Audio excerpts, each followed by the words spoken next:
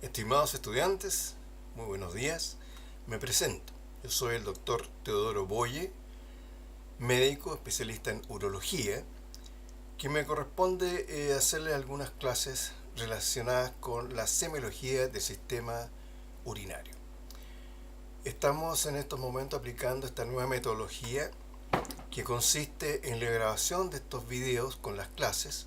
Yo las he fraccionado para que no sean de muy larga duración y les sea a ustedes más fácil ir mirándolos y estudiándolos, porque el requisito es que ustedes así lo hagan para que entonces entremos a la fase de los seminarios, que son presenciales y con asistencia obligatoria, de manera que pues, entonces podamos asegurar un adecuado aprendizaje de estas materias. La semiología del sistema urinario, en general la semiología, considera la ejecución de distintas etapas del proceso de estudio de un paciente. El primero es la anamnesis, luego el examen físico, se plantea una hipótesis diagnóstica que se hace jugar con diagnósticos diferenciales y finalmente se nos lleva a pedir estudios diagnósticos para confirmar esa hipótesis y entonces alcanzar una certeza diagnóstica que nos permita llevar al paciente a un tratamiento, a un manejo terapéutico adecuado para solucionar su problema de salud. Aquí quiero hacer una breve introducción que guarda relación con algo que yo conversaba a nivel de estudiantes de primer año, donde se planteaba la pregunta de cómo se llega a ser médico, y entonces se hablaba de que el proceso, complejo proceso, está destinado a ir adquiriendo a lo largo de la carrera las debidas competencias en los distintos quehaceres médicos. Y una competencia entonces está compuesta por tres elementos que son los conocimientos, la actitud, la destreza que desarrolla entonces en ese conjunto que nos lleva a ser o no competentes para enfrentar el tema de solucionar los problemas de salud de los pacientes. No hay que olvidar, y yo hago énfasis en esto, de que en muchas oportunidades en su ejercicio profesional se van a ver enfrentados a situaciones que tienen la característica de que la vida muchas veces de pacientes van a depender de vuestra toma de decisiones. O sea, no es un tema menor. Ahora, la destreza, aquí está destacada, menciona la capacidad de comunicación, tanto escrita como verbal. Y esta capacidad de comunicación verbal es el punto de partida de ese abordaje semiológico. Yo siempre recomiendo que no hay que olvidar cuál es la definición de un paciente. No es un individuo que tenga paciencia, sino que simplemente es un sujeto que está quejado de alguna alteración física que le provoca dolor, malestar o algún otro tipo de manifestación, que recibe la atención de un médico u otro profesional de la salud para ser sometido a exámenes, tratamientos o intervenciones destinadas a su recuperación. Pues en consecuencia llegamos a la conclusión de que es un sujeto enfermo. No nos fue a ver para conversar, aunque muchas veces así pareciera. Es un paciente, es un individuo que está aquejado por una condición que afecta en mayor o menor grado su estado psicológico, su forma de enfrentar el problema que lo está quejando. O sea, es un sujeto que claramente necesita ayuda. Y ahí entonces surge en esta primera punto de relación médico-paciente la empatía, la solidaridad y la comprensión como elementos que hay que considerar básicos en nuestra comunicación con ese paciente.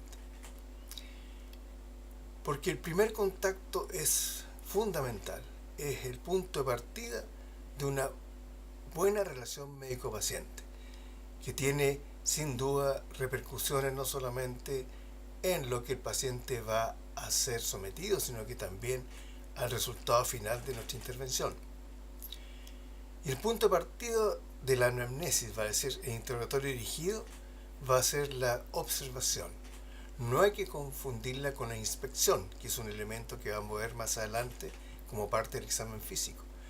La observación es simplemente mirar al paciente y mirarlo para que establecer no solamente lo que nos va a relatar, sino que mirar, observar con detalle aspectos relevantes que, con respecto a la personalidad, a su actitud, a la forma de comunicarse, para asegurarnos que llegamos con las herramientas adecuadas a establecer una buena relación médico-paciente. El interrogatorio dirigido, sea la anamnesis, consta de una anamnesis actual, que es el motivo de consulta, y una remota, en la que el paciente entrega antecedentes previos a la consulta. Y el motivo de consulta es el síntoma más importante para el paciente. Ojo, porque no siempre representa la piedra angular para llegar al diagnóstico. En muchas oportunidades el paciente consulta por un síntoma, una molestia, una alteración que le llama la atención y que motiva la consulta, pero que no necesariamente tiene que ver con el diagnóstico final.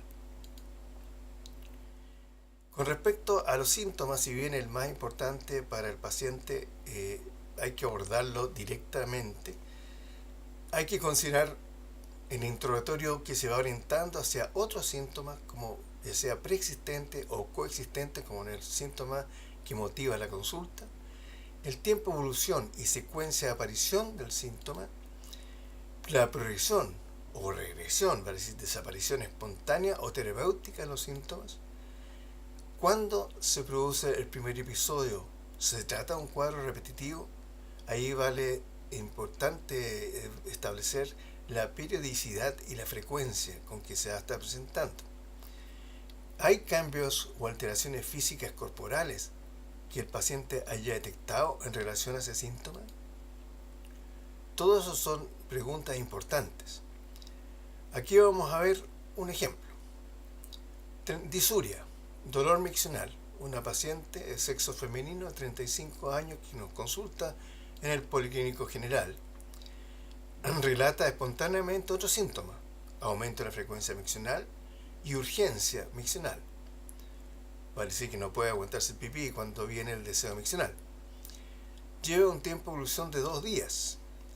La secuencia de aparición del síntoma es primero un aumento de la frecuencia miccional y posteriormente entonces los otros síntomas, como son el dolor y eventualmente orinas de aspecto diferente. Hay que ver si hay progresión o regresión de los síntomas. En este caso iban en aumento, ¿no es cierto? En esos 2 días fue cambiando el carácter de la orina, se puso turbia y de mal olor. Se trata de un primer episodio en este caso, o un cuadro repetitivo. Ella relata un segundo episodio y que el primero habría sido 1 año atrás. La orientación diagnóstica clara en este caso, por el simple interrogatorio, es que estamos ante una infección urinaria aguda. Ustedes ven que como la simple conexión de los antecedentes que estamos preguntándole al paciente, ya tenemos una muy importante orientación hacia una hipótesis diagnóstica. Con respecto a la anamnesis remota, o sea, los antecedentes relevantes asociados al motivo de consulta, entre los antecedentes personales debemos destacar varios, que son todos y cada uno de ellos importantes en el análisis del caso. La edad, por ejemplo. Obviamente hay algunas patologías que aquejan preferentemente a algunas edades, tanto en el sexo femenino como masculino. El género, lo que mencionaba. La raza. Algunos aspectos epidemiológicos son distintos entre los grupos de etnias distintas. Y eso entonces tiene una gran importancia contemporánea por la migración que está experimentando nuestro país. Debemos también considerar dónde vive el paciente, cuál es su ocupación, qué nivel cultural tiene. Todo eso es importante porque obviamente que dependiendo del nivel cultural, nosotros debemos muchas veces modificar nuestra forma de expresarnos, nuestra forma de comunicarnos con ese paciente. Lo importante es adaptarse a cada caso para poder entonces avanzar y obtener en el interrogatorio los antecedentes que son los necesarios. Dentro de los antecedentes personales importantes son los hábitos tabáquicos, el hábito de ingesta o no alcohólica, qué tipo de dieta le gusta o suele tener el paciente, y si tiene o no tiene actividad física, de qué importancia, de qué nivel de exigencia es. Por eso también nos puede orientar hacia algún tipo de patología. Entre los antecedentes familiares que debemos inquirir están desde los más tempranos, como son los infectos contagiosos de la infancia, aquellos que conoce el paciente, o bien muchas veces viene acompañado por algún familiar. La madre, por ejemplo, es un gran aportador de datos con respecto a ese tipo de antecedentes. Las enfermedades crónicas que el paciente haya sufrido, hay que indagar por reposos prolongados para orientarse con respecto al motivo, la causa, alcanzar a lo mejor una aproximación de diagnósticos pasados, hospitalizaciones que haya tenido ese paciente con el mismo propósito. Y también son importantes las intervenciones quirúrgicas, y uno suele verificarlas a través del examen físico, observando si están las cicatrices o no están asociadas a lo que el paciente nos está relatando. Yo diría que no es poco frecuente encontrarse con pacientes que desconocen qué tipo de cirugía se le hizo, y por la cicatriz uno podría tratar de deducir. Hay pacientes que por otro lado están relatando un antecedente quirúrgico y que uno revisando no parece ser. En fin, son antecedentes que se van juntando para ir conformando un cuadro que nos permite alcanzar una hipótesis diagnóstica. Importante en el laboratorio entre antecedentes mórbidos son los factores de alergia. La presencia de alergias, ya sean ambientales, alimentarias, medicamentosas. Es una costumbre que para las alergias serias, en las que se han producido cuadros de shock anafiláctico u otras reacciones alérgicas serias para el paciente, se suelen registrar en la tapa de la ficha clínica, en rojo, para alertar al personal de sanidad que atiende al paciente con respecto a eventuales reacciones ante ese tipo de estímulos, que pueden incluso provocar la muerte del paciente. Los síntomas, entonces, como expresión de enfermedad, uno ha ido analizando la aparición, la intensidad, la periodicidad y la evolución. Y dentro de los síntomas uno generalmente va buscando algunos que son específicos con respecto al relato que el paciente ha hecho en la anamnesis, y que son las manifestaciones generales que acompañan muchas veces a los cuadros de distintas patologías. El dolor, si el dolor es local, es irradiado, si hay síntomas gastrointestinales asociados, si hay síntomas asociados a la micción o relacionados con los genitales. Esos son básicamente los aspectos que uno enfrenta en el interrogatorio del paciente. Entre los síntomas generales, uno siempre va buscando o le llama la atención la manifestación de decaimiento, llamados astenia, la postración que tenga o no el paciente. La sudoración también es un dato importante, es asociado a cuadros febriles, por ejemplo, cuadros infecciosos. La fase específica del paciente que nos está enfrentando, que puede ya la cara mostrar que el paciente está con dolor, o simplemente un paciente ansioso, un paciente inquieto, un paciente que de alguna forma está presionado anímica y psicológicamente por su enfermedad.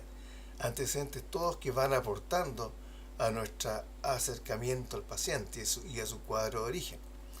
Sensación febril, importante, y percepción de baja de peso.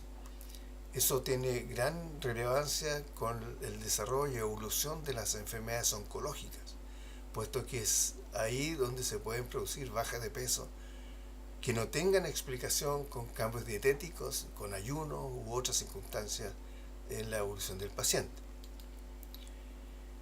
hay que considerar que muchas veces hay síntomas que el paciente no interpreta como normalidades, ya sea porque se han presentado en forma lentamente progresiva, ya sea porque les son tolerables en sus hábitos de vida y que como tal entonces no son expuestos espontáneamente en la consulta y que dependiendo de la orientación que uno va teniendo en el interrogatorio, uno debe entonces necesariamente ir a preguntarlos, a buscarlos, para entonces indagar si están o no presentes.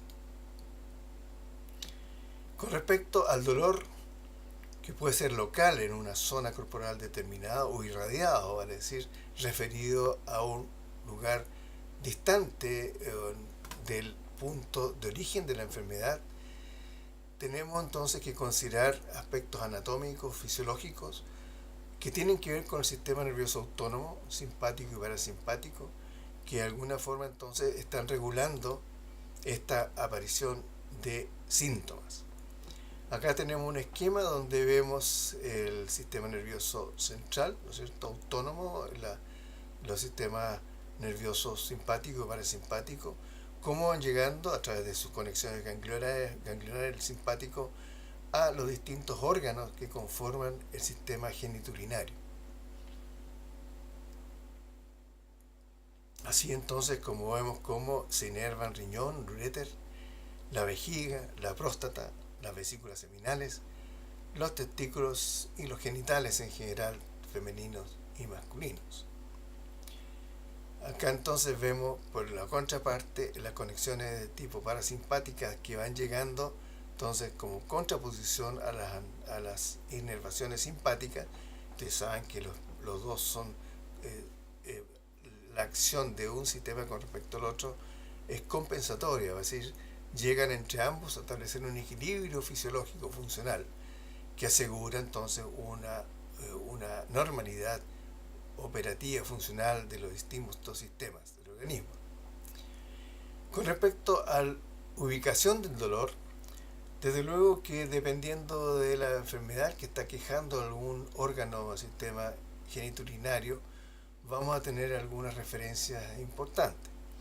El dolor de causa renal, ureteral, vesical, prostática o genital tienen desde luego distintas localizaciones que son propias y que van entonces a determinar cómo se va dando cada uno de los cuadros sintomáticos.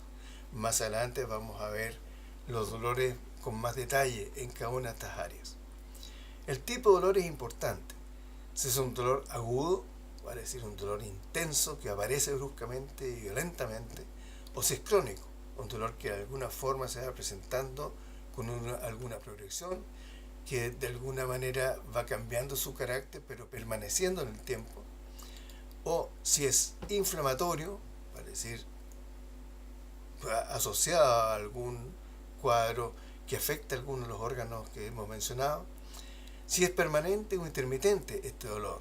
Eso es muy muy importante, puesto que el intermitente suele ser asociado a lo que se llama un dolor cólico, mientras que el permanente no está asociado a enfermedades de tipo aguda.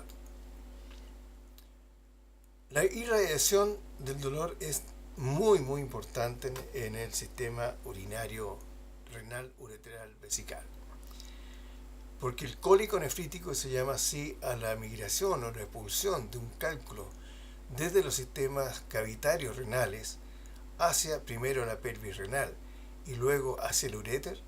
El paso de ese cálculo por el uréter va condicionando entonces un dolor de altísima intensidad.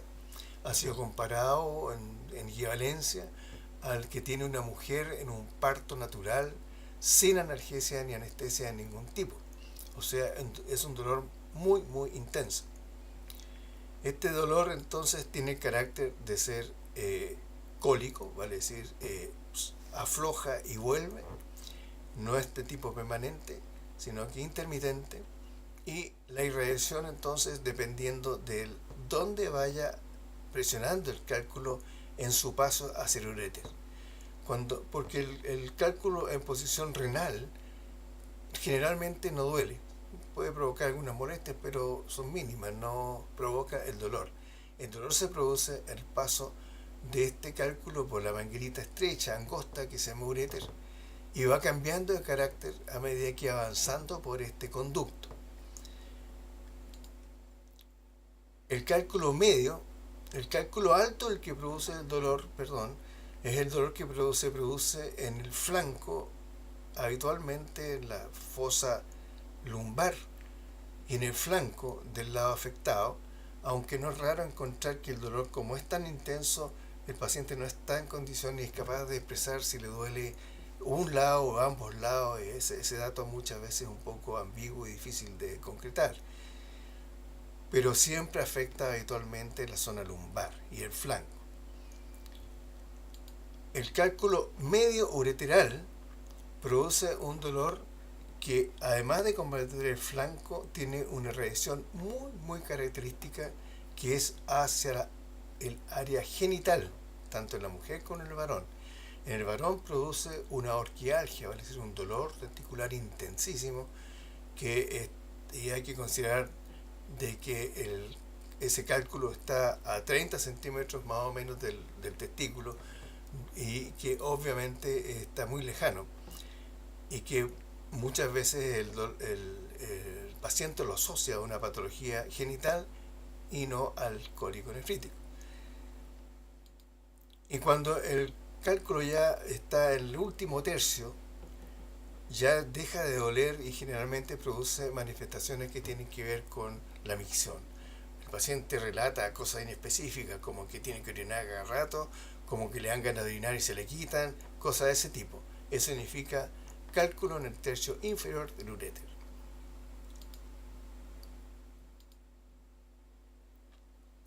Esta es la primera parte de esta clase, que, como digo e insisto, es importante que ustedes la vean, la estudien, para que vayan entonces conformando el aprendizaje necesario. Nos vemos en la próxima clase.